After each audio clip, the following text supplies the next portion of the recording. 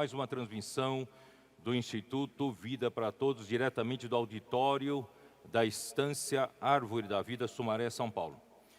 Nós chegamos à mensagem 14 da Conferência Internacional de Setembro de 2021, cujo título é A Criação do Homem e Sua Queda.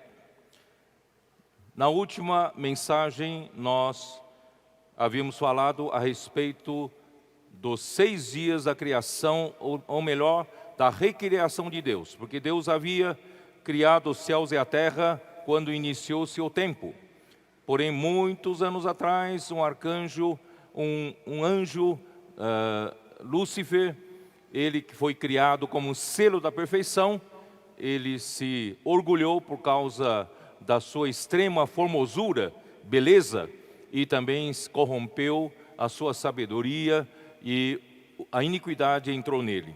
A partir de então, ele saiu do governo de Deus e debaixo da autoridade de Deus, e ele fundou uma autoridade das trevas, do império das trevas, como é dito em Colossenses capítulo 1.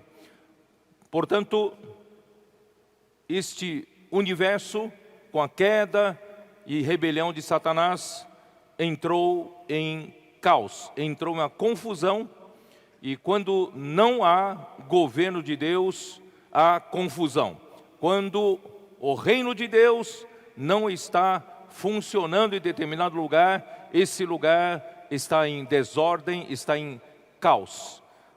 Portanto, o que Deus quer é restaurar o seu reino, principalmente aqui na terra, porque Satanás foi lançado para a terra, e ele havia corrompido também as criaturas pré-adâmicas, e a terra se tornou sem forma e vazia por causa dessa rebelião.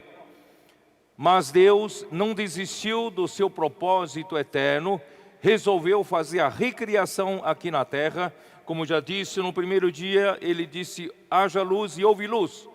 Ele mesmo é a luz, é a realidade da luz, e tudo que é visível veio a existir a partir do invisível, que é o próprio Deus como a realidade de todas as coisas.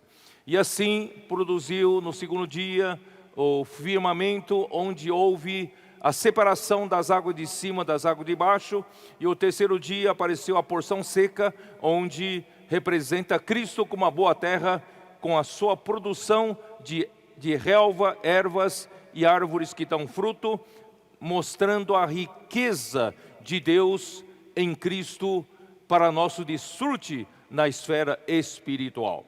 E não só isso, no quarto dia surgiram os grandes luzeiros, como dissemos que o sol, ele foi feito para governar o dia, e a lua para governar a noite, e as estrelas, quando a lua não funciona e não está brilhando, as estrelas brilham.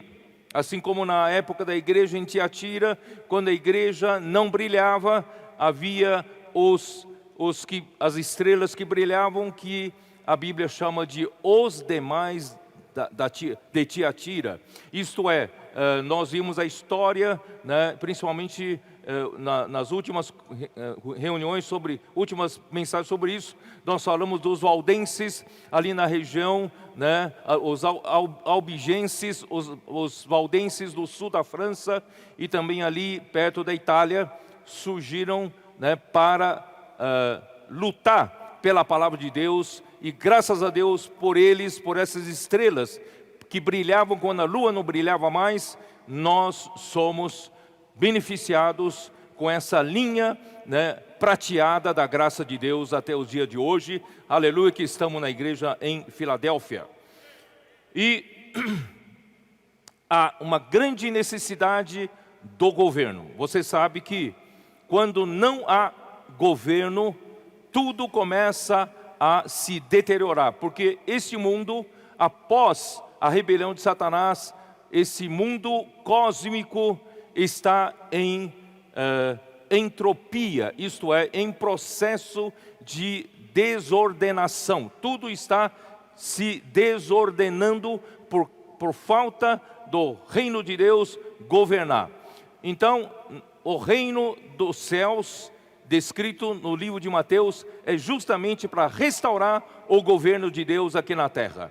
Por isso, ele estabeleceu o luzeiro para o dia, que é o sol para governar o dia, e a lua para governar a noite. Portanto, irmãos, nós estamos trazendo o governo de Deus de volta para essa terra. Estamos vivendo numa noite escura. Vai alta a noite. Todavia, enquanto que este mundo, quem reina é o príncipe deste mundo, a desordem, a confusão, a corrupção, mas graças a Deus pela igreja. A igreja está aqui na terra, é para brilhar como a lua. E a lua é para governar a noite. A lua contempla o sol e reflete a luz do sol nessa noite de trevas. E graças a Deus, onde a igreja chega, o céu chega. Onde a igreja está, o reino está. Graças a Deus, quando nós saímos nas ruas, embora sejamos poucos, mas quando nós vamos para as ruas, levamos o reino dos céus para as ruas, nós ordenamos a vida das pessoas, o casamento das pessoas, graças a Deus pelo reino dos céus que é chegado. E não só isso, nós vimos a criação dos peixes, a criação das aves. Os peixes são aqueles que estão no mundo, na água da morte do mundo, mas não se contaminam com o mundo porque tem vida. E as aves são aqueles que não se deixam abater com qualquer coisa, porque elas transcendem sobre todas as perturbações aqui da terra. Porque nós temos o ar ascendente que leva as águias a voar sem fazer força. Graças a Deus, os que esperam no Senhor sobem como asas de águia para trabalhar na comportagem, trabalhar orando pelas pessoas e cuidando das pessoas. Nós não nos cansamos, não nos fatigamos. Aleluia! E não só isso, nós precisamos pisar essa terra. Então Deus, no sexto dia, criou os animais quadrúpedes, sejam animais selvagens ou animais domésticos. São animais que ocupam a terra. Vocês sabem que quando há espaço vazio, sem ocupação de um reino, qualquer um pode invadir aquele espaço. Graças a Deus, queridos irmãos, nós estamos aqui na terra ocupando espaço para Deus. Nós não deixamos mais espaço vazio para o Senhor. No passado nós tínhamos muito medo de ir para as ruas, tínhamos vergonha de orar com as pessoas, tínhamos vergonha de falar em público, mas hoje não. Hoje nós temos ousadia, porque Deus nos deu autoridade. Nós precisamos pisar essa terra. Vocês sabem que quando há uma guerra da artilharia, da aviação, bombardeando os postos do inimigo, mas é necessário a infantaria entrar. Quando a infantaria entra, ali é luta corpo a corpo, luta de rua a rua, conquistando quarteirão por quarteirão. Não há outro jeito. Nós temos que conquistar rua a rua, quarteirão por quarteirão. Posso orar por você? Ó Senhor Jesus, aleluia! Somos um pequenino rebanho, mas estamos fazendo barulho lá. Estamos perturbando, estamos incomodando as portas do Hades. E Deus finalmente, no final do sexto dia, Deus cria o motivo de ter recriado a terra. A criação do homem.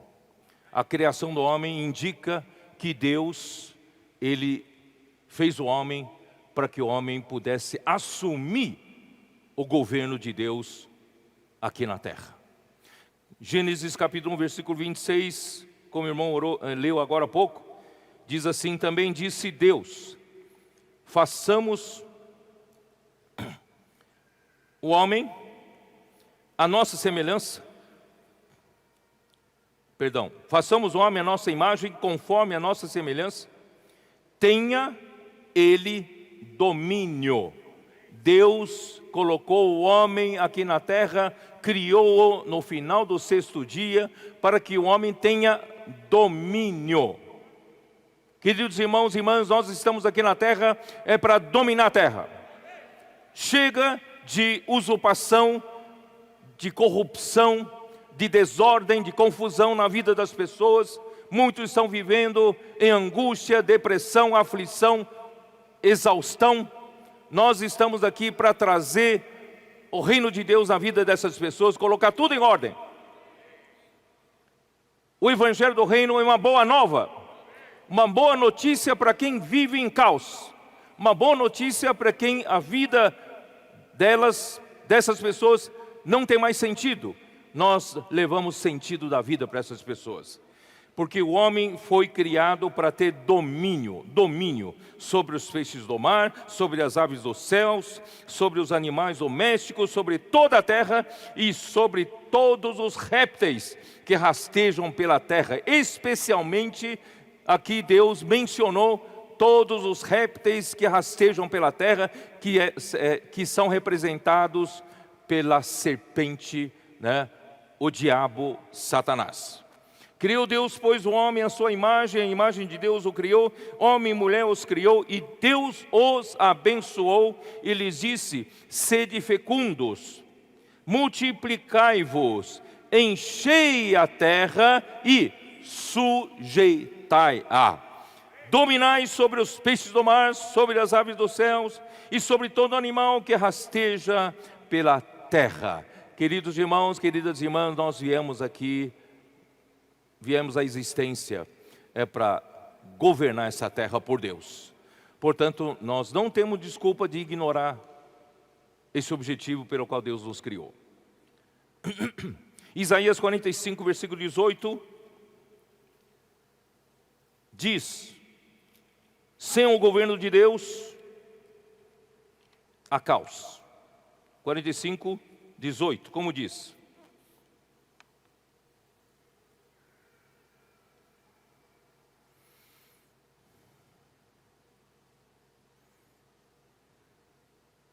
Eu vou ler no final do versículo 14. Só contigo está Deus, e não há outro que seja Deus.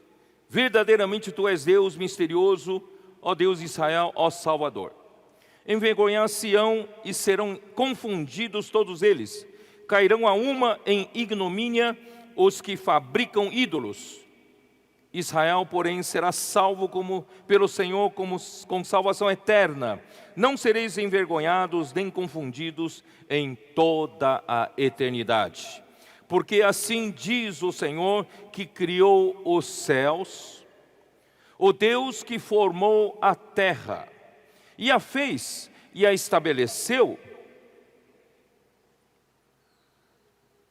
que não a criou para ser um caos.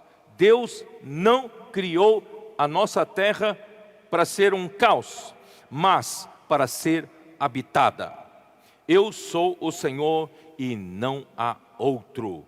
O Senhor nos criou a terra, não é para virar um caos, é para ser habitada. E colocou o homem aqui para habitar, para pisar, para ocupar, para dominar, para sujeitar essa terra.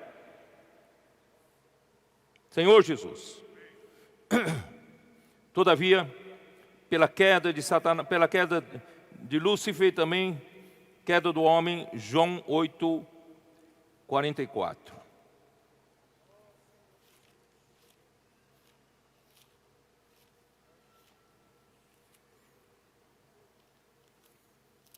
Alguém domina aqui na terra. Ficou um espaço vazio que ele domina.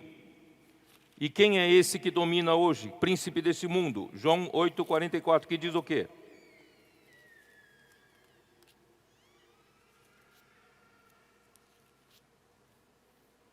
Vós sois do diabo, que é o vosso pai, e quereis satisfazer-lhe os desejos.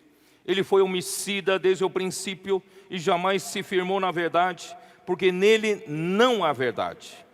Quando ele profere mentira, fala do que lhe é próprio, porque é mentiroso e pai da mentira.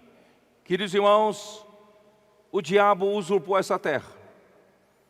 Satanás, adversário de Deus, ele veio, se instalou clandestinamente como príncipe deste mundo. Deus havia lhe dado os reinos da terra quando ele estava debaixo do governo de Deus. Mas quando ele se rebelou da autoridade de Deus, ele não devolveu essa autoridade para Deus. Ele usurpou essa autoridade. E como ele se desconectou do próprio Deus, que é a verdade, que é a realidade, ele só podia ir para um lugar que é o pai da mentira. O seu lugar não é a verdade, o seu lugar é a mentira. Então ele se tornou, ele jamais se firmou na verdade, porque nele não há verdade.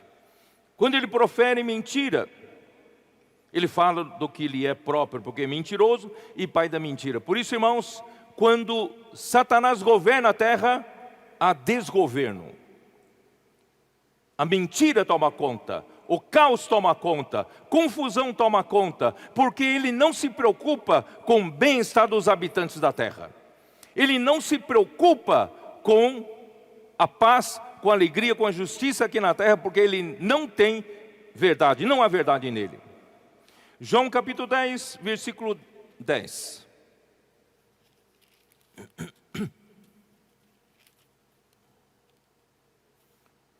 O ladrão vem somente para roubar, matar e destruir. Satanás, que tomou posse dos reinos da terra, não pensem, os homens pensam que o mundo é maravilhoso, é colorido, pode lhe dar muito dinheiro para muita felicidade dele, mas, na verdade, quem governa, ele só tem uma intenção, ele não se preocupa com o bem-estar do homem, ele só tem uma intenção de roubar. Ele veio para roubar, ele veio para matar, ele veio para destruir. Mas o reino de Deus é diferente. Salmos 89.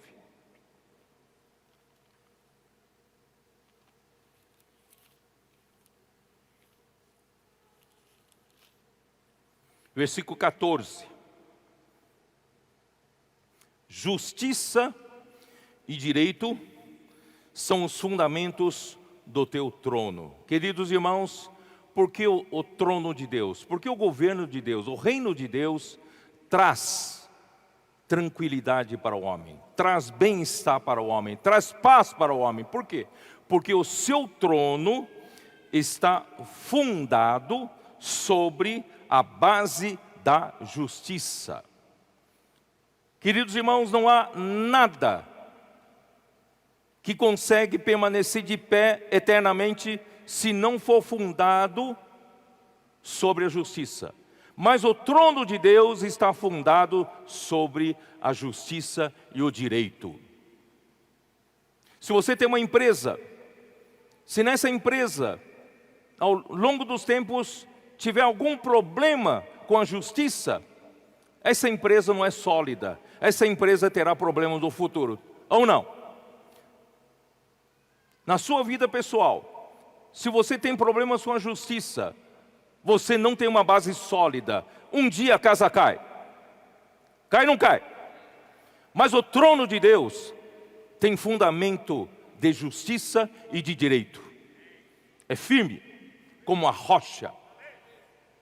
Satanás não tem esse fundamento, mas o trono de Deus, o reino de Deus, está fundado sobre a base sólida da justiça. Graça e verdade te precedem. Aleluia. Portanto, queridos irmãos, aí vem o Romanos 14. Nós pregamos esse evangelho, levamos o reino de Deus por onde nós vamos. É para quê, irmãos? Para espalhar esse reino. Romanos 14, 17, como diz: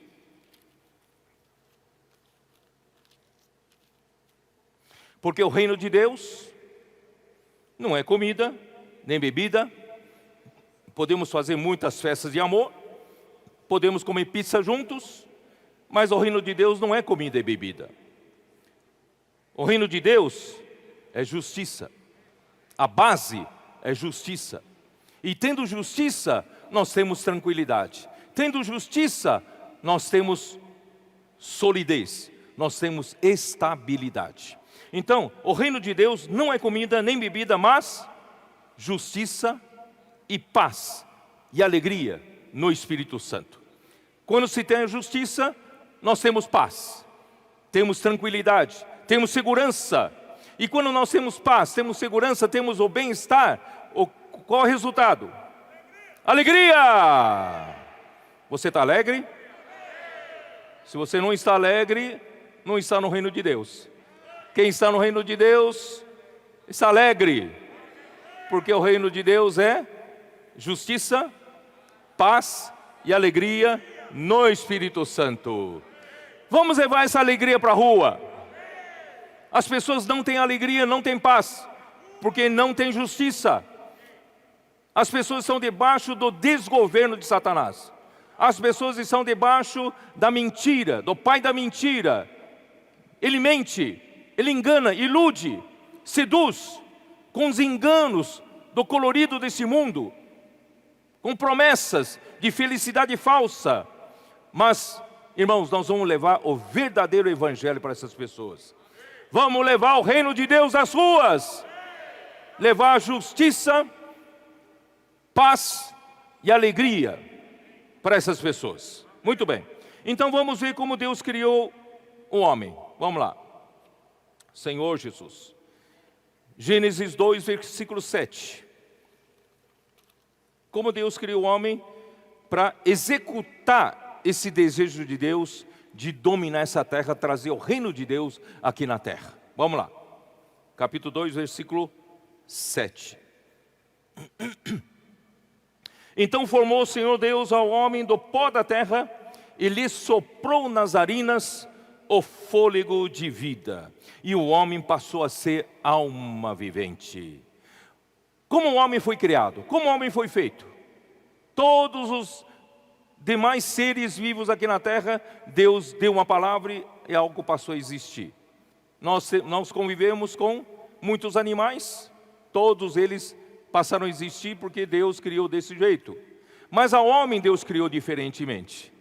Deus formou o homem do pó da terra, isso é, o meu corpo e o seu corpo.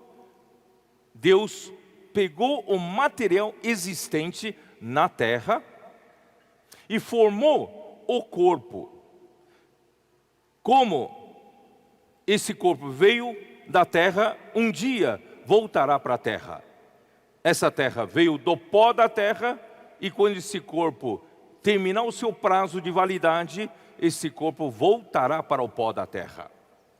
Mas a criação do homem não foi só esse corpo. Esse corpo foi formado, mas ainda não tinha vida.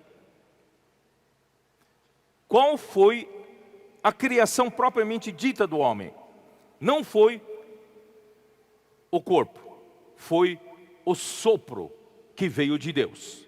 Aqui diz, formou o Senhor Deus ao homem do pó da terra e lhe soprou nas narinas o fôlego de vida, o sopro de vida.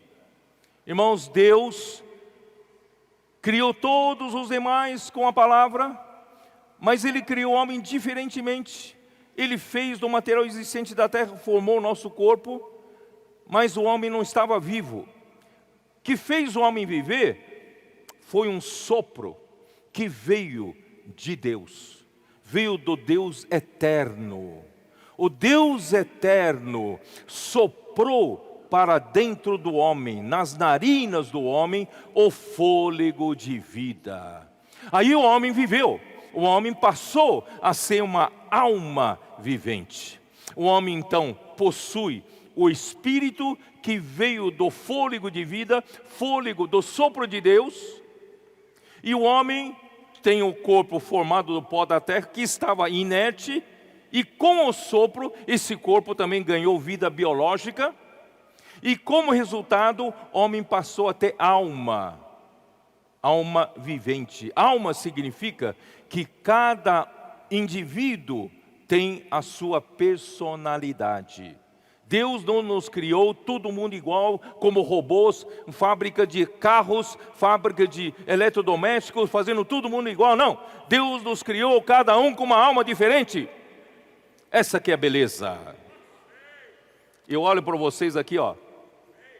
Não tem duas almas iguais. Todas as almas são diferentes.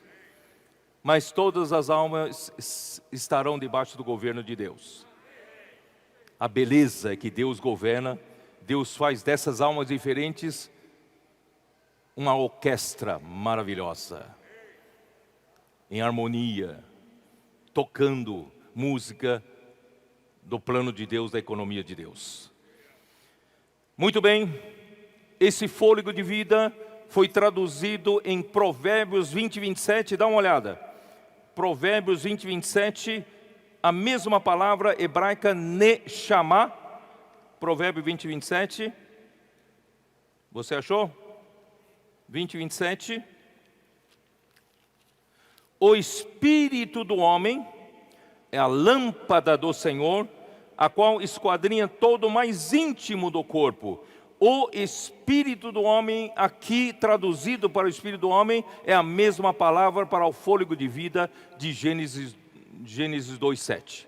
Neshama. O Neshama, que é o sopro de Deus, que Ele soprou para dentro das narinas daquele boneco de barro, aquele sopro de Deus entrou no homem e formou o espírito do homem dentro dele. Neshama é o sopro de Deus, entrou no homem, se tornou o espírito do homem. Deus criou o espírito no homem. Lá em casa nós temos ali, deixa eu contar, 1, 2, 3, 4 cachorros. Mas nenhum dos 4 cachorros tem espírito. Eles têm alma. Mas só a homem, Deus criou o espírito. Espírito do homem. Porque Deus é espírito. Ele preparou o homem já para colocar o homem no outro nível. Colocar o homem na nova criação. Ó Senhor Jesus. Vamos lá. Jó 33, versículo 4, como diz o livro de Jó.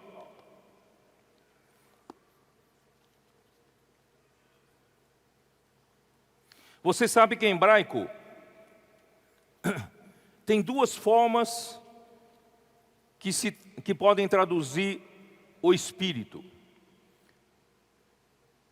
O espírito, de uma forma geral, ele é ruach. R-U-W-A-C-H.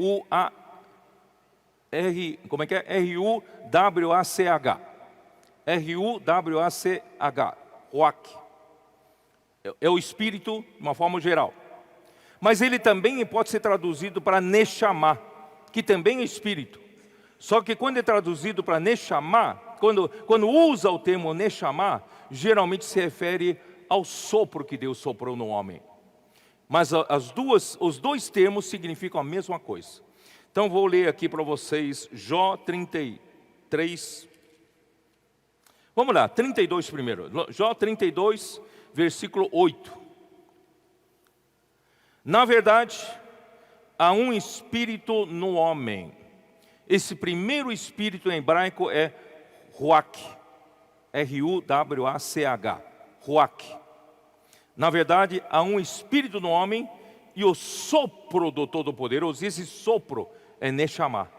E o sopro do Todo-Poderoso é que o faz sábio. Porque esse espírito que Deus soprou entrou em nós e nos fez sábios, nos fez entendidos. Aleluia! Nós ganhamos entendimento por causa do Espírito que Deus soprou para dentro de nós. Jó 33, versículo 4. O Espírito de Deus me fez, e o sopro do Todo-Poderoso me dá vida. O Espírito de Deus me fez, esse primeiro Espírito é o Ruach.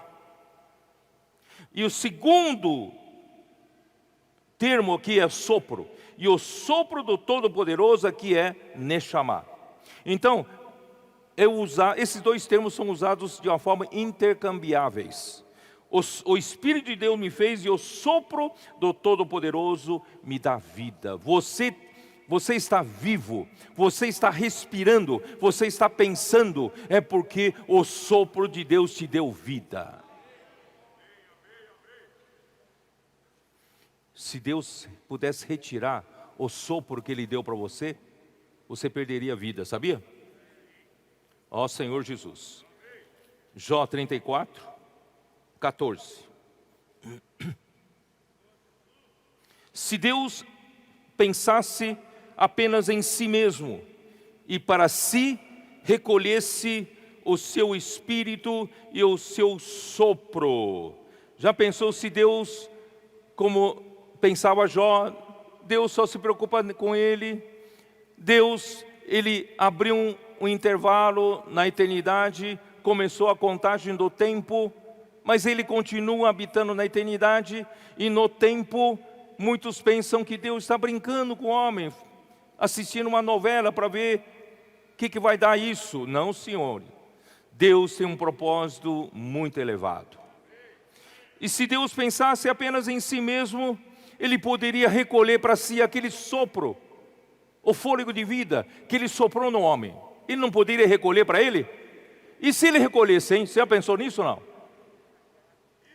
Se Deus fosse egoísta, não pensasse em nós, se Ele recolhesse para si o Neshama que Ele soprou em Adão, o que sobra? Aqui diz, aqui, ó, toda a carne juntamente expiraria, e o homem voltaria para o pó. Você sabia disso? Se essa mesma noite Deus resolvesse recolher de volta para si o Neshama que Ele soprou no homem, no mesmo instante todos nós pereceríamos, no mesmo instante. Porque quem nos mantém vivo, irmãos, é o sopro de Deus. Portanto, o homem não foi feito para pertencer a esta terra. O homem foi feito para pertencer a Deus. A nossa existência depende de Deus. É graças a Deus que estamos vivos. Não somos essa terra. Fomos colocados aqui na terra para reaver o reino de Deus aqui na terra, mas nós não somos a terra. Nós viemos de Deus. Ele soprou o seu fôlego de vida no homem. Nós somos do céu. Ó Senhor Jesus. Por isso que em Eclesiastes 3:11, isso já no passado eu li bastante para vocês. Vamos lá ver Eclesiastes 3:11. Senhor Jesus,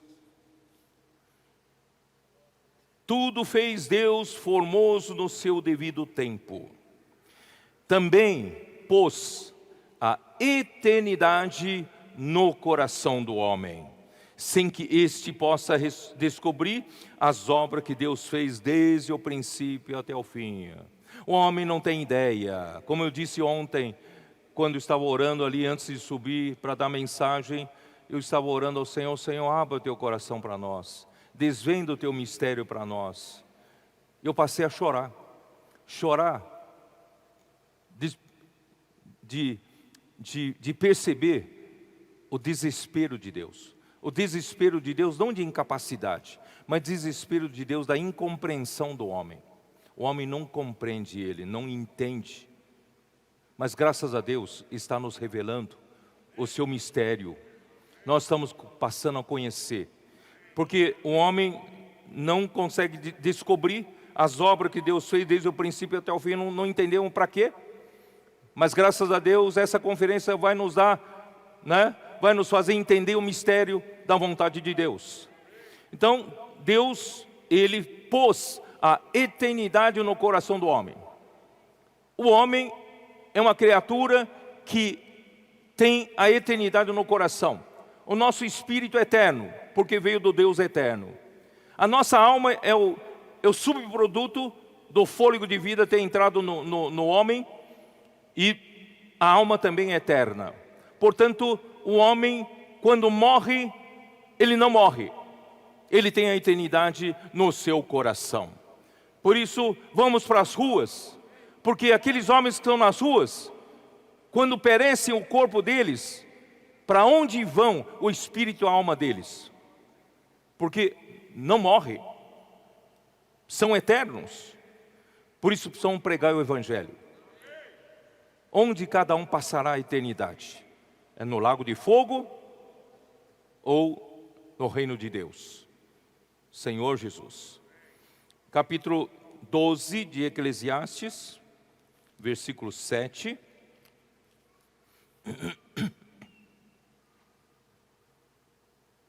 Sabe quando o seu corpo morrer? Quando você terminar a sua jornada aqui na terra? O que vai acontecer? Versículo 7 diz assim: e o pó volte à terra como era. Esse corpo aqui vai voltar para a terra. Eu não vou levar esse corpo. Esse corpo não é real. O corpo real é da ressurreição. É aquele corpo que Deus conseguiu produzir. O visível produzir o invisível. É isso que Deus está fazendo comigo. Então o corpo vai voltar para o pó da terra. Mas o espírito vai para onde? Para onde seu espírito vai? O espírito volte a Deus, que o deu. Irmãos, todos os nossos espíritos vão voltar para Deus. Porque Ele deu o espírito para o homem. Ó Senhor Jesus. Por que Deus fez assim, o homem? Espírito humano, alma e corpo. E esse corpo, um dia, aleluia, será transfigurado em corpo da glória. Esse corpo da humilhação se tornará o corpo da ressurreição. Mas o nosso espírito já é eterno, a nossa alma é eterna. Agora falta receber o segundo sopro de Deus. Vamos lá? João capítulo 4. Senhor Jesus. João capítulo 4. Versículo 23. Perdão.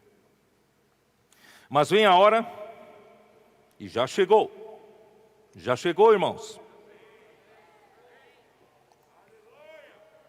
em que os verdadeiros adoradores adorarão o Pai em espírito e em verdade, porque são estes que o Pai procura para seus adoradores. Então os seus adoradores têm que ter espírito. Se os seus adoradores não tiverem espírito, não tem como adorar Deus em espírito. Porque, versículo 24, porque Deus é espírito. Importa que os seus adoradores o adorem em espírito e em verdade. É para isso que Deus criou o espírito humano para o homem. Porque Deus é espírito. Deus quer Ele mesmo entrar no homem. Ele criou um recipiente no homem para poder receber Deus que é espírito. E esse recipiente veio do sopro de Deus. Esse recipiente não é do pó da terra. Esse recipiente veio do Neshama, veio do sopro de Deus. Então esse espírito humano é para receber Deus que é espírito. O reino de Deus não começa do lado de fora aqui na igreja. O reino de Deus começa de dentro. O reino de Deus está aqui dentro, começa pelo meu espírito. Ó Senhor Jesus. É por isso, irmãos, que quando João 3, Jesus disse para Nicodemos, capítulo 3. Nicodemos, um dos principais dos judeus, versículo 2, esse de noite foi ter com Jesus, ele disse: Rabi, sabemos que é mestre vindo da parte de Deus, porque ninguém pode fazer esses sinais que tu fazes se Deus não estiver com ele. A isso respondeu Jesus: em verdade te digo, se alguém não nascer de novo, não pode ver o reino de Deus. Isto é, Nicodemos, você tem tudo nessa terra, você é um homem respeitado, você é um homem velho, você é um homem maduro, você é um mestre em Israel, você é a nata da humanidade dentre os judeus, mas você quer fazer as coisas que eu faço? O que eu faço não são as coisas aqui da terra. O que eu faço, faço as coisas do reino de Deus. Se você quer fazer essas mesmas coisas, você precisa ver e entrar no reino de Deus, que não é dessa terra. Nicodemos alcançou o ponto máximo dos homens dessa terra. Mas, irmãos, Deus não quer que a gente fique no plano dessa terra. Deus quer que a gente vá para o plano dele, plano dos céus, né? Então Jesus disse, importa, como é que é? Se alguém não nascer de novo, não pode ver o reino de Deus. Perguntou-lhe Nicodemos, como pode um homem nascer sendo velho, porventura voltar ao ventre materno e nascer segunda vez? Respondeu-lhe, em verdade te digo, quem não nascer da água e do Espírito, não pode entrar no reino de Deus. Irmãos, Deus quer levar esse homem que foi criado pelo sopro de Deus, que possui o Espírito do homem, que é capaz de receber Deus que é o Espírito. Deus quer nos fazer nascer de novo.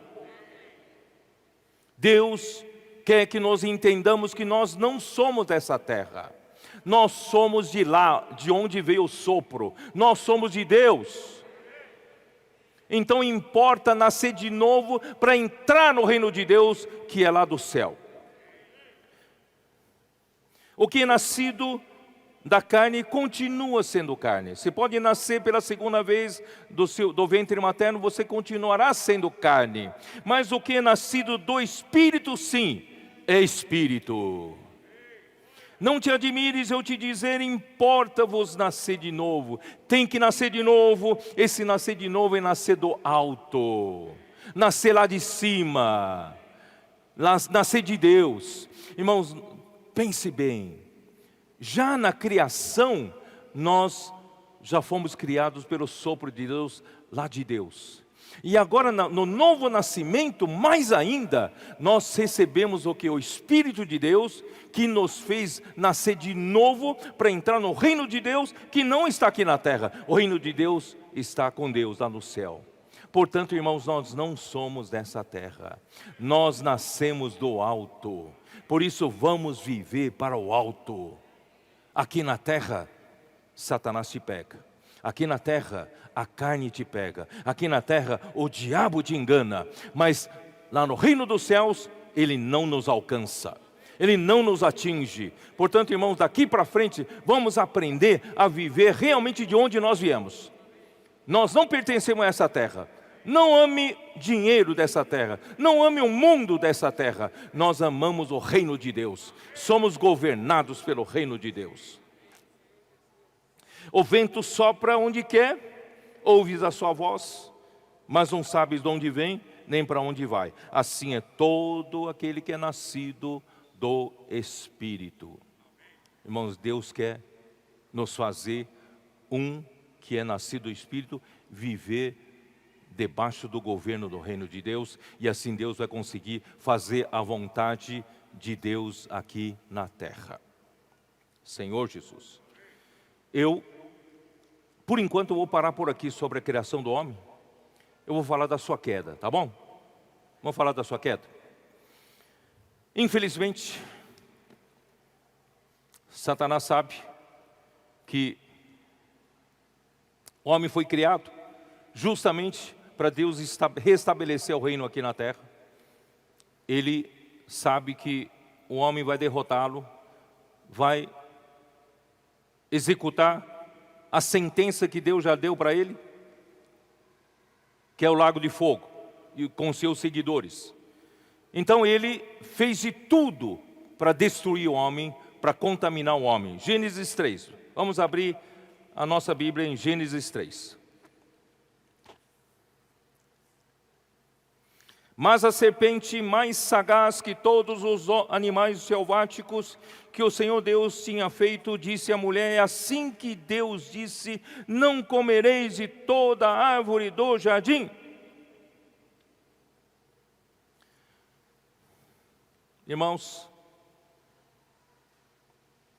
Satanás sabe, se ele nos provocar a guerra com ele, no terreno dele, nós perdemos. Ele provocou a Eva a defender Deus. Usar a mente da Eva para pensar, peraí, não é assim que Deus disse. É assim que Deus disse, não comerei toda árvore do jardim? Claro que não foi assim. Deus disse, não, toda sorte de árvore do jardim, vocês podem comer, só não coma da árvore do conhecimento do bem e do mal, certo ou não? Porque no dia em que vocês comerem, vocês morrerão. Então, o inimigo de Deus, ele sabe a fraqueza do homem. Ele leva o homem para a mente, porque a nossa mente é fraca quando a mente não é posta no Espírito. Tá? Aí então respondeu a mulher. Só de responder a serpente, já caiu na cilada dele. E a serpente aqui é a materialização, né, de Satanás. Satanás não podia aparecer sem uma imagem. Ele faz parte do mundo dos anjos, e então ele, para aparecer e enganar Eva, apareceu materializando-se numa serpente. E essa serpente é o próprio diabo, não é?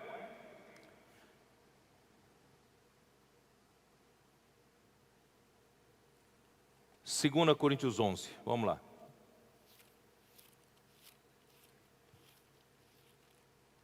Eu vou andar um pouco rápido, já supondo que vocês já tiveram essa lição dada, tá?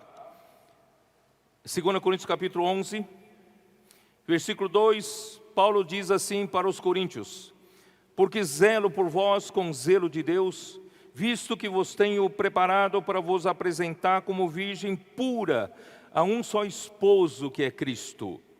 Mas receio que assim como a serpente enganou a Eva, com a sua astúcia, assim também seja corrompida a vossa mente, e se aparte da simplicidade e pureza devidas a Cristo. Vocês estão percebendo que esse versículo nos dá uma dica. Que dica? Por onde a serpente começou a ganhar a guerra? Pela mente.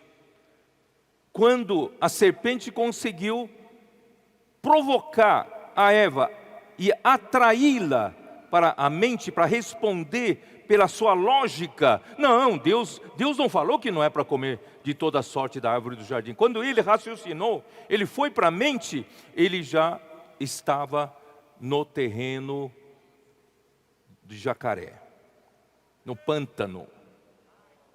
Aí é difícil você lutar. Irmãos, não vamos cair nessa, porque a nossa mente é facilmente corrompível. Não vamos cair nessa. Ó Senhor Jesus, por quê?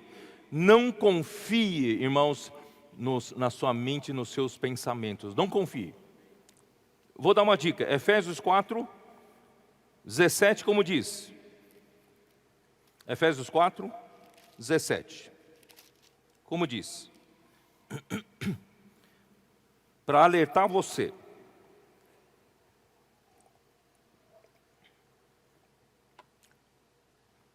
Isto, portanto, digo, e no Senhor testifico. Quer dizer, não só digo, mas testifico. É importante você saber que não mais andeis como também andam os gentios. Irmãos, nós não somos mais gentios, nós somos regenerados, nós nascemos de novo, não somos mais aqueles que andam como andávamos antes.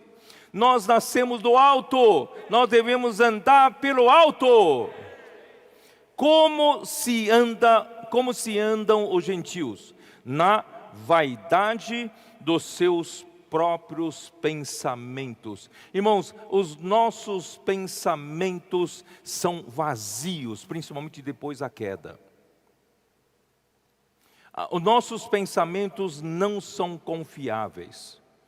Principalmente aqueles que Deus dê alguma capacidade especial, talento especial, àqueles que dentre os homens, são os mais inteligentes, os mais espertos, tem um raciocínio rápido, né, que pensa na frente dos outros. Cuidado, cuidado.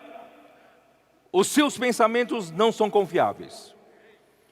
E Satanás muitas vezes usa a sua inteligência, a sua esperteza, para tornar você um trabalhador para ele. Então, irmãos, ó Senhor Jesus, o inimigo de Deus é o diabo. Vou voltar lá para Mateus 13. Mateus 13.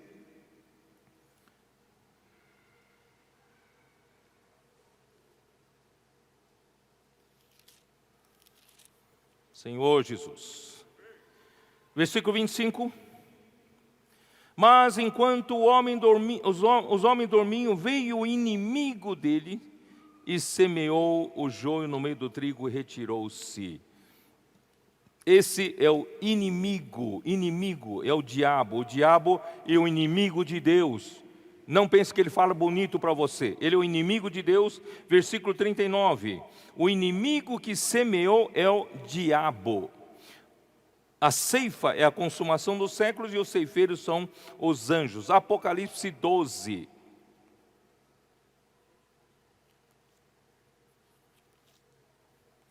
Versículo 9.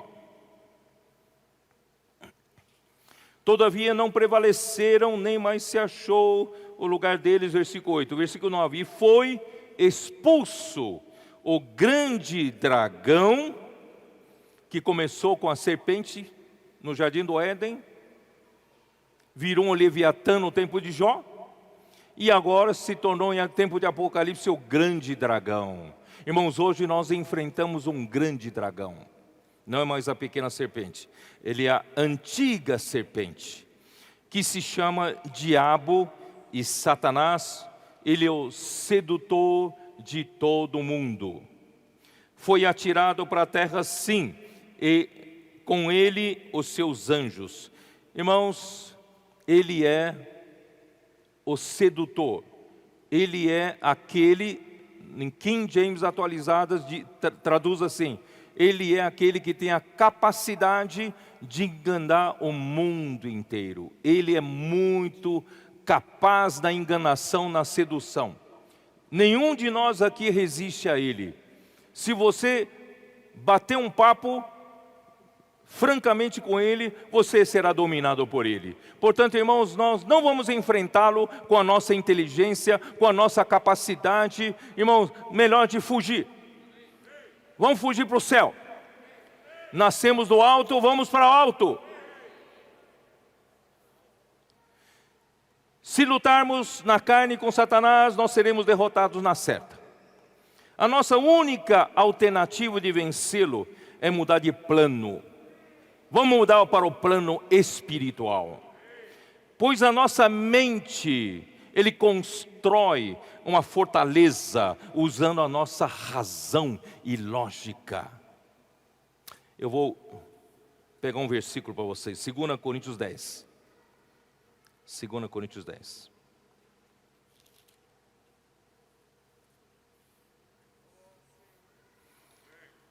Ó Senhor Jesus.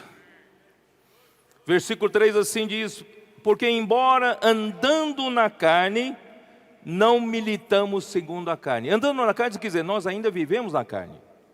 Se nós ainda vivemos nesta carne, a nossa luta não é feita nesta carne. Se eu lutar nessa carne, eu estou no território de Satanás. Ele vai vencer com certeza.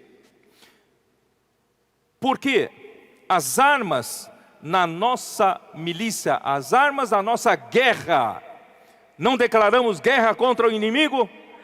Então as armas da nossa guerra não são carnais.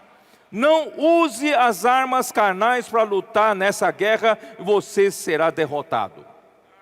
Porque as armas da nossa milícia, nossa guerra, não são carnais, e sim poderosas em Deus, para destruir fortalezas, anulando nós sofismas.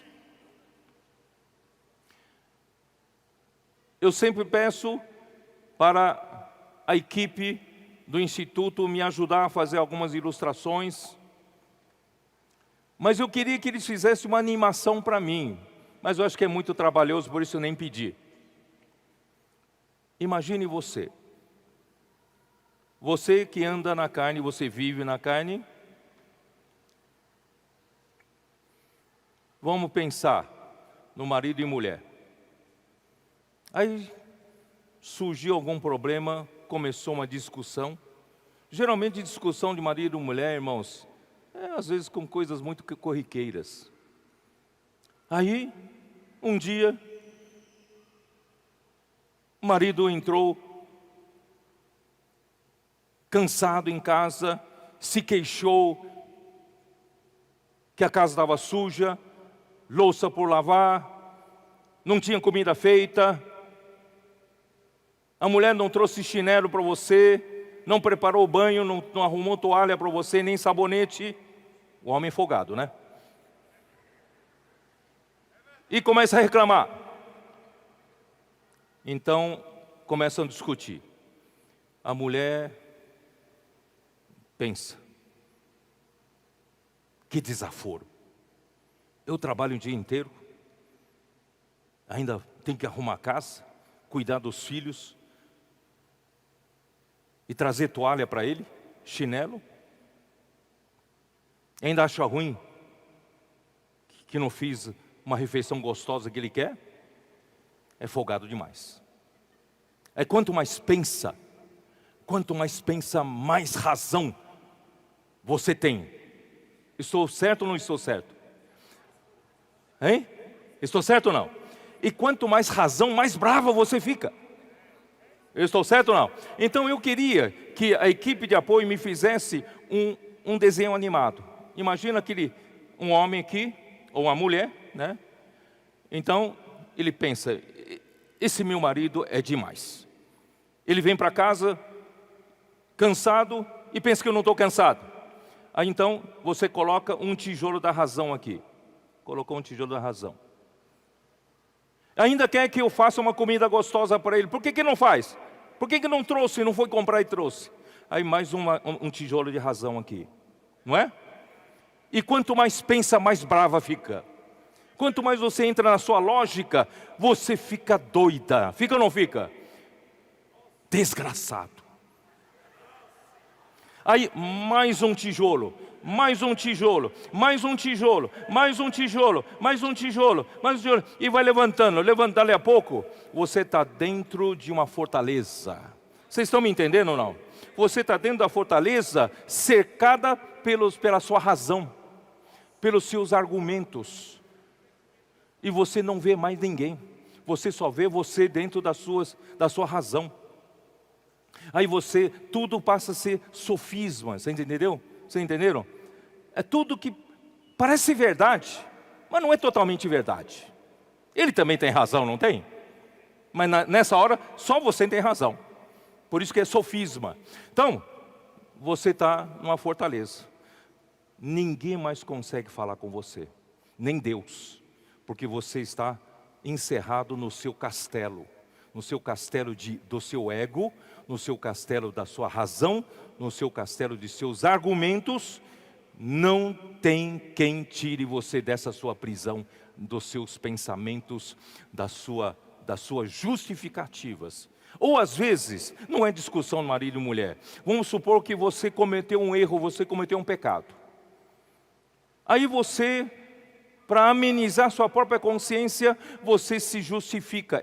É um tijolo de razão. Você fala: não, peraí, pegar um grampeador da escritório não é tão mal assim. Afinal de contas, um grampeador usado para o trabalho do escritório. Não, estou usando só um exemplo, vocês entenderam? Aí você vai construindo, argumentando, construindo razão. Dali a pouco você está fechado dentro de um castelo. Você está totalmente certo, só que totalmente cego. Nem Deus consegue mais falar com você. Mas, aleluia, as armas da nossa guerra são poderosas em Deus. É um míssil, é a palavra profética, é a palavra que o Senhor manda através dos seus profetas. E é um míssil que atinge assim, ó, teleguiado, pum, destrói a sua fortaleza. Aí você fala, graças a Deus, agora estou vendo. Estou certo ou não? A nossa lógica, a nossa razão não nos aprisiona? Eu vou ler de novo. Porque as armas da nossa guerra, versículo 4, não são carnais e sim poderosas em Deus para destruir fortalezas, anulando nós sofismas e toda altivez que se levanta contra o conhecimento de Deus. Deus quer fazer você conhecer nesse momento que Deus quer mostrar que você tem um bemote dentro de você, você está sendo guiado pela sua carne, lado bom da carne, cheio de razão. Deus quer mostrar para você, você não consegue deixar Deus mostrar. A sua altivez tira essa oportunidade de Deus se mostrar. E a obediência, né? E toda altivez que se levanta contra o conhecimento de Deus, e levando cativo todo o pensamento à obediência de Cristo. O meu pensamento, enquanto eu estava no meu castelo de razão, o meu pensamento estava cativo à minha própria razão, à minha própria lógica, e muito bravo, é ou não é? Mas quando vem as armas da nossa guerra e derruba esse castelo, você passa a pedir perdão, marido, perdão, esposa. Eu não estava vendo. E graças a Deus, Deus levou o meu pensamento de volta a Cristo, a obediência de Cristo.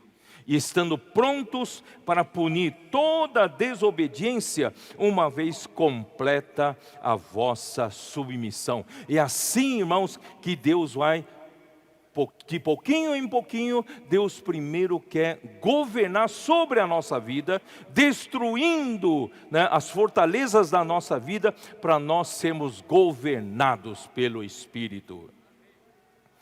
Ó Senhor Jesus, Salmo 142, versículo 7. Essa foi a contribuição do Marcelino ontem. Cadê o Marcelino? Não está aí não, né? Não está aí, né? Está aí não? Cadê o Marcelino? Está ali, né? Você me deu esse versículo ontem, eu vou passar para os irmãos, tá bom? Salmos, onde está os Salmos? 142, versículo 7.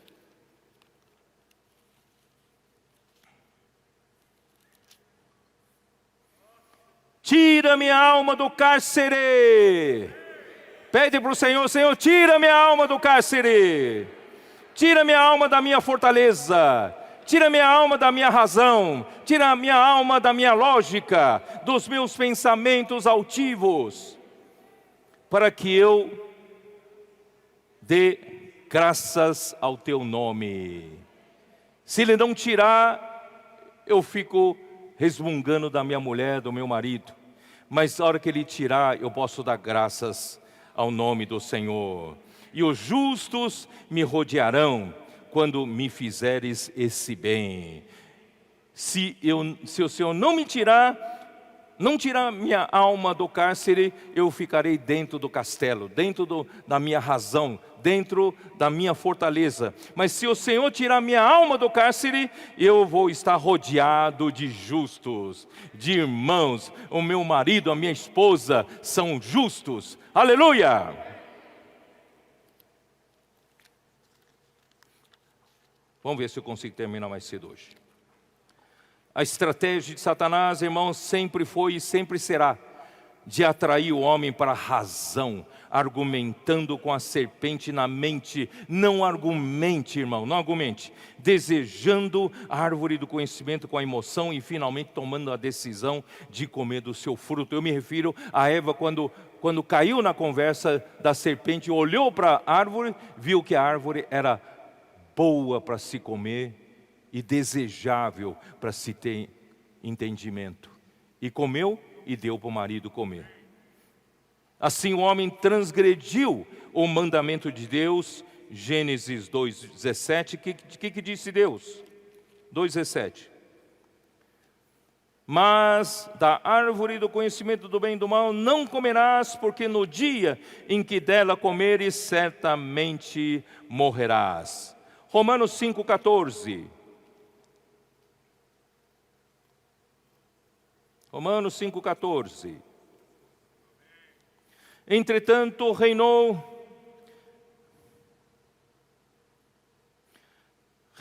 a morte desde Adão até Moisés, mesmo sobre aqueles que não pecaram, à semelhança da transgressão de Adão, o qual prefigurava aquele que havia de vir. Adão transgrediu, embora seja Eva, mas Deus imputou sobre Adão a transgressão contra o mandamento de Deus, que disse para não comer, e o homem comeu. E o homem comeu, o que aconteceu? Versículo 12. Portanto, assim como por um só homem entrou o pecado no mundo, e pelo pecado a morte, assim também a morte passou para todos os homens, porque todos pecaram. Irmãos, infelizmente, todos nós pecamos no pecado de Adão, na transgressão de Adão. Ó Senhor Jesus, em Gênesis 1, 17 a 19, mostra a maldição que atingiu toda a criação, que Deus acabara de fazer, né, a recriação na terra. Capítulo 1, versículo 17, que diz o quê? Capítulo 3, né, perdão. Capítulo 3, versículo 17. E Adão disse: visto que atendeste à voz da tua mulher e comesse da árvore que eu lhe ordenara que não comesses, maldita é a terra, coitada da terra, que acabou de ser recriada, não é isso? Conectada com Deus. Toda a recriação de Deus estava conectada com Deus, e com a transgressão de Adão, a terra ficou maldita, desconectada de Deus também. Maldita é a terra por tua causa, em fadigas obterás dela o sustento durante os dias de tua vida, ela produzirá também cardos e abrolhos, e tu comerás a erva do campo. Ó Senhor Jesus, Romanos 7, 17 e 18, vamos lá. Romanos, aí começa a nossa tragédia, nosso dilema. Romanos 7. Você sabia, irmãos, que quando Deus criou o homem, o corpo do homem foi criado puro e sem pecado. Você sabia disso? Não entre na conversa dos gnósticos. Os gnósticos falam que toda carne é essencialmente maligna. Não é verdade. Quando Deus criou o corpo, Ele criou o nosso corpo puro e simples. E puro, não é isso? E sem pecado. Mas depois da queda, depois que o homem transgrediu contra a palavra de Deus, irmãos, ó Senhor Jesus, esse corpo que foi criado por Deus de uma forma pura e sem pecado, esse corpo se tornou carne. Então carne não é um termo positivo, não é um termo positivo, né? Capítulo 7 de Romanos, versículo 17, como diz: neste caso, quem faz isto já não sou eu, mas o pecado que habita em mim.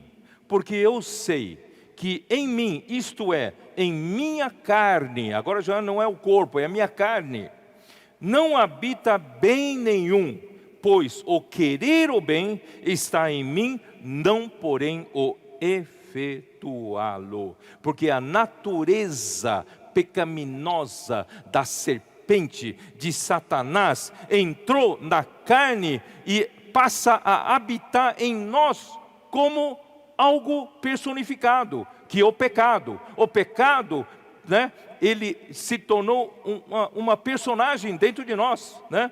Então, irmãos, no capítulo 7, versículo 7 diz assim, Romanos ainda: que diremos, pois?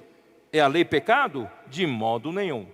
Mas eu não teria conhecimento do pecado, senão por intermédio da lei. Pois não teria eu conhecido a cobiça, se a lei não dissera: não cobiçarás. Mas o pecado, tomando ocasião pelo mandamento, despertou em mim toda sorte de concupiscência, porque sem lei está morto o pecado. Não sei se os irmãos entenderam. Aí veio a lei para me dizer que isso é pecado, aquele é pecado, e quanto mais a lei me diz que isso é pecado, esse pecado se avulta, fica no tamanho grande. Parece que a lei faz um close, né? Faz uma ampliação, né, do pecado, faz com que você, quanto mais você tenta vencer o pecado, parece que o pecado vira um monstro que te devora. Não é verdade essa vida nossa? Ó Senhor Jesus, outrora sem lei eu vivia, mas sobrevindo o preceito, reviveu o pecado e eu morri. E o mandamento que me fora para a vida, verifiquei que esse mesmo se tornou para a morte, porque o pecado, prevalecendo-se do mandamento, pelo mesmo mandamento me enganou e me matou. Por conseguinte, a lei é boa, é santa, e o mandamento santo e justo e bom. Senhor Jesus. Vamos por 15. Porque nem mesmo compreendo o meu próprio modo de agir, pois não faço o que prefiro, e sim o que detesto. Ora, se faço o que não quero, consinto com a lei que é boa. Nesse caso, quem faz isto já não sou eu, mas é o pecado que habita em mim. Parece que na minha casa tem outra pessoa habitando. Já pensou? Você está na sua casa e tem um hóspede indesejável que você não consegue tirar mais. Então é assim a nossa carne. A nossa carne, não só nós estamos habitando nessa carne, tem um pecado habitando que é seu hóspede indesejável. E você não consegue expulsar mais ele. Desventurado o homem que sou, versículo 24. Quem me livrará do corpo desta morte? Mas graças a Deus por Jesus Cristo nosso Senhor, de modo que eu de mim mesmo sou com a mente, sou escravo da lei de Deus, mas segundo a carne, da lei do pecado. Mas agora já nenhuma condenação há para os que são em Cristo Jesus, porque a lei do Espírito da vida me libertou, me livrou da lei do pecado e da morte. Irmãos, é ir lá para o céu.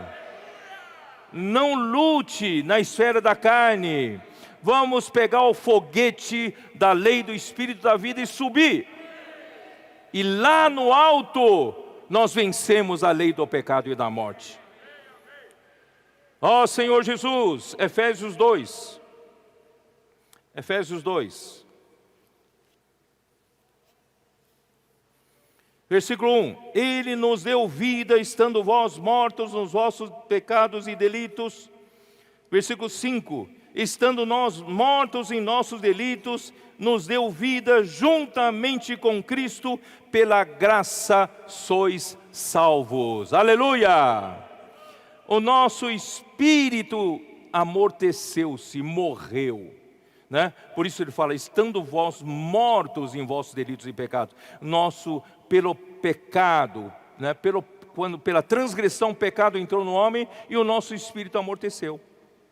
Perdemos a sensibilidade de contato com Deus, perdemos a conexão com Deus.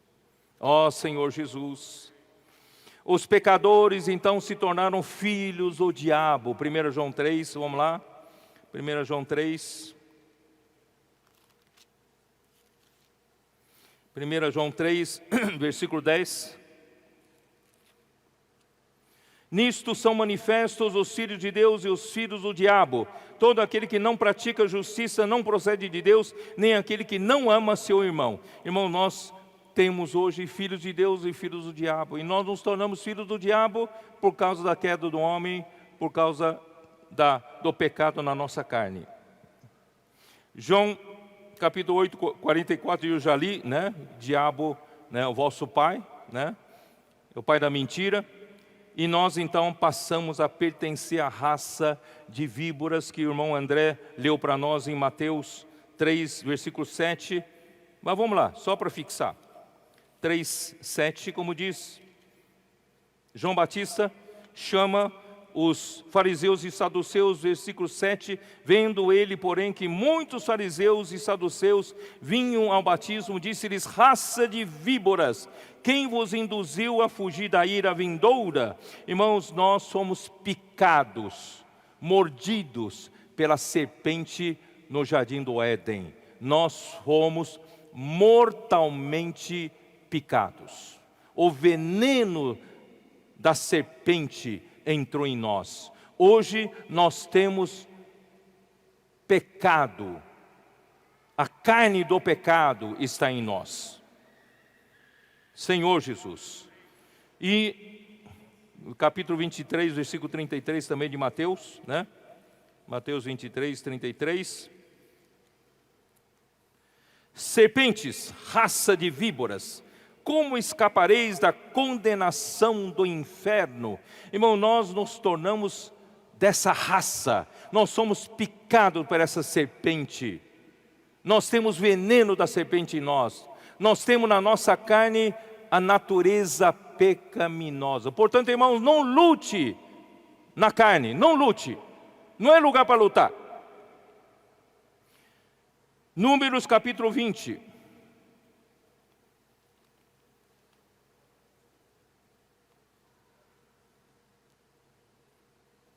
Capítulo 21, perdão. Versículo 4. Então partiram do Monte Ó pelo caminho do Mar Vermelho a rodear a terra de Edom, porém o povo se tornou impaciente no caminho. Irmãos, essa primeira geração é demais. A primeira geração é desobediente, é incrédula. Essa primeira geração só murmura, só se queixa, não conseguem ver os caminhos do Senhor, não conseguem ver a liderança de Moisés. Toda hora, né, estão num estado de rebeldia. E o povo falou contra Deus e contra Moisés. Por que nos fizestes subir do Egito para que morramos nesse deserto, onde não há pão nem água, e a nossa alma tem fastio desse pão vil? Irmãos, quem sustentou esse povo por 40 anos no deserto? Não tinha graal, não tinha frango assado, né? Não tinha restaurante, não tinha posto de abastecimento. Irmão, Deus os sustentou por 40 anos de graça, com maná que descia do céu. Quando nós fomos visitar Israel, o guia nos ensinou que conta-se que sabor tinha o maná. O maná, segundo eles, maná teria o sabor da comida que você tem vontade de comer. Se você gosta de uma feijoada, claro que os judeus não comem, né? Então o maná teria o sabor de uma feijoada. Se você gosta de quê? Fala para mim. Acarajé, o baiano está aí, né? Então o maná se tornava uma comida baiana. E agora esse povo nem dava graças a Deus que por ter sido sustentado por esse maná, chama o maná de pão vil. Então o Senhor mandou entre o povo serpentes abrasadoras, que mordiam o povo, e morreram muitos do povo de Israel.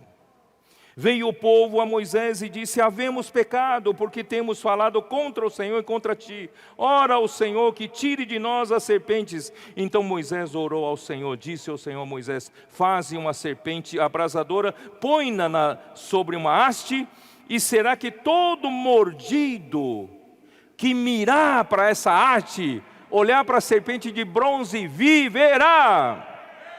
Fez Moisés uma serpente de bronze e a pôs sobre uma haste. Sendo alguém mordido por alguma serpente, se olhava para de bronze, sarava. Que significa isso? Significa, irmãos, em João 3, nosso Senhor Jesus era essa serpente de bronze. Ó Senhor Jesus. João 3, vamos lá, João 3.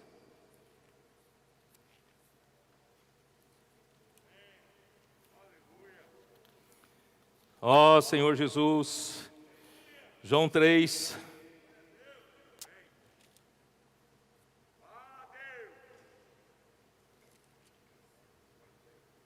(14), não é isso? E do modo por que Moisés levantou a serpente no deserto, assim importa que o Filho do Homem seja levantado, para que todo o que nele crê tenha vida eterna. Quem foi mordido pela serpente? Quem foi? Eu fui. Mas aleluia! Nosso Senhor Jesus Cristo foi à cruz. Ele foi levantado por uma haste. Ele é a serpente de bronze. Por que a serpente de bronze? Bronze refere-se ao julgamento sempre, o juízo de Deus, aprovado pelo julgamento de Deus. A serpente de bronze não é a serpente propriamente dita. A serpente de bronze não tem veneno da serpente. É ou não é? A serpente de bronze tem a semelhança da serpente, mas não tem o veneno da serpente. Nosso Senhor Jesus Cristo, Ele se fez carne. É o Verbo que se fez carne. Ele veio na forma, na semelhança da carne do pecado. Mas Ele não tinha o veneno da serpente. Amanhã acho que eu vou explicar melhor isso. Inclusive os irmãos já... Bom, já que puseram aqui, eu vou explicar. Vamos lá. Romanos capítulo 8, versículo 3. Os irmãos foram rápidos. Eu pensei em deixar para amanhã, mas vamos lá. Já que eles projetaram. Romanos 8, 3, como diz. Porquanto o que for impossível a lei no que estava enferma pela carne... Irmãos, nem a lei tem como ajudar a nossa carne. A lei fica fragilizada por causa da nossa carne. Não consegue lidar com a nossa carne, né? Então, isso fez Deus enviando o seu próprio Filho em semelhança de carne pecaminosa. E no tocante ao pecado, e com efeito condenou Deus na carne o pecado. Irmãos, nosso Senhor Jesus Cristo, Ele veio na semelhança da carne pecaminosa. Mas a Bíblia diz que Ele era sem pecado. Como pode Ele se tornar carne, Ele vir na semelhança, chegar aqui na semelhança da carne pecaminosa e não ter pecado? Como pode? Então vou explicar aqui para vocês. A primeira figura, vocês vão ter ali está a semelhança da carne do pecado, a circunferência. Nosso Senhor Jesus, Ele nasceu de Maria, eu vou explicar amanhã, nasceu de Maria e Ele recebeu a semelhança na carne do pecado, porém sem pecado. Para quê?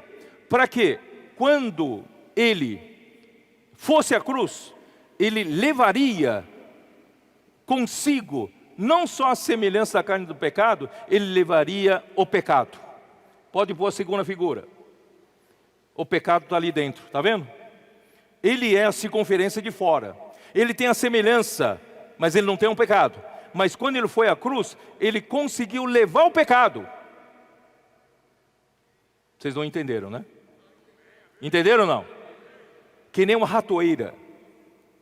A ratoeira, né? Ele veio em forma da semelhança do pecado. Aí atraiu o pecado para dentro dele, só que não para dentro da carne de Jesus, porque ele tinha só a semelhança da carne pecaminosa. Só que ele representava toda a carne nossa. E o pecado estava ali, Ele levou o pecado dentro da sua semelhança da carne pecaminosa para a cruz. A terceira figura, para a cruz. Vocês estão vendo? E aí, o que aconteceu? Condenou Deus na carne o pecado. Estão entendendo? Vou mostrar as três figuras. As três figuras. A semelhança da carne do pecado. E o pecado entrou como rato dentro da ratoeira e foi colocado na cruz e morreu. Deus então eliminou, resolveu o problema na carne, o pecado. Amém? Ó Senhor Jesus. Então todo aquele que olhar para a serpente de bronze era sarava. Irmão, nós que fomos mortalmente mordidos pela serpente, temos a natureza da carne pecaminosa, irmão, nós não vencemos na carne, de jeito nenhum a nossa carne. Mas graças a Deus, nós então, ao olharmos para isso, nós somos redimidos. E Deus, em João 3 ainda, Ele nos regenerou. Nos fez nascer do alto. Nós não pertencemos mais a esse nível da carne. Hoje nós vivemos no Espírito. Por isso que o Jó revela a Jó que no seu interior há dois animais arrogantes e presunçosos, Bemote e Leviatã. Irmãos, na verdade, esses dois animais é o mesmo animal. É o mesmo animal. Quem sabe amanhã eu começo explicando um pouco melhor isso, tá? Lá em Jó 40. Hoje eu prefiro terminar aqui. Que o Senhor possa abrir nossos olhos, irmãos, que o homem foi criado de uma maneira tão especial, irmãos, a nossa criação vem do sopro de Deus. E nosso novo nascimento também veio do alto. Portanto, irmãos, nós não temos razão nenhuma para viver na carne. Não temos razão nenhuma para viver nessa esfera da terra. Não vamos cair na conversa do inimigo, os nossos pensamentos são esconderijo dele. A nossa mente é facilmente corrompível por ele. Vamos viver no Espírito. As armas da nossa guerra. Declaramos guerra ou não declaramos guerra? As armas da nossa guerra são poderosas em Deus, porque elas são espirituais. Elas são a palavra de Deus que permanece para todo sempre. Deus abençoe a sua igreja. Declaramos a guerra, mas vamos usar a arma certa para essa guerra. Jesus é o Senhor.